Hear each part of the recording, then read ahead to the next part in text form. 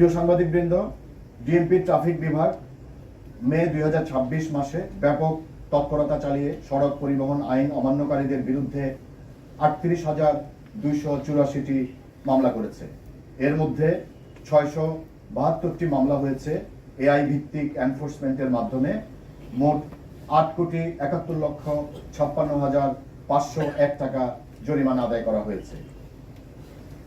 ডিএমপির বিজ্ঞ special metropolitan ম্যাজিস্ট্রেটগণ আদালত কর্তৃক মে 2026 মাসে সড়ক পরিবহন আইন সংক্রান্তে 337টি মামলা নিষ্পত্তি করেছেন, যার মধ্যে একজনকে কারাদণ্ড সহ অন্যদের ক্ষেত্রে সর্বমোট 6,64,500 টাকা অর্থদণ্ড প্রদান করা হয়েছে।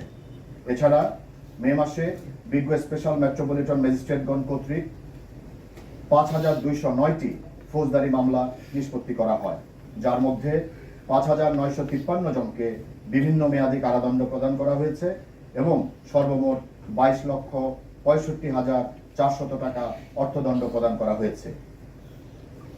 প্রিয় সাংবাদিকবৃন্দ, ঈদের ছুটিতে অর্থাৎ 25 মে থেকে 31 মে পর্যন্ত প্রায় জনশূন্য রাজধানীর নিরাপত্তা বজায় রাখতে এবং অপরাধমূলক কর্মকাণ্ড নিয়ন্ত্রণে ঢাকা মেট্রোপলিটন পুলিশ কর্তৃক বর্ধিত টহল, গুরুত্বপূর্ণ পয়েন্টে চেকপোস্ট, অপরাধ প্রবণ এলাকায় বিশেষ অভিযান, গোয়েন্দা নজরদারি এবং সিসিটিভি সহ প্রযুক্তিগত মনিটরিং অব্যাহত রাখা হয়।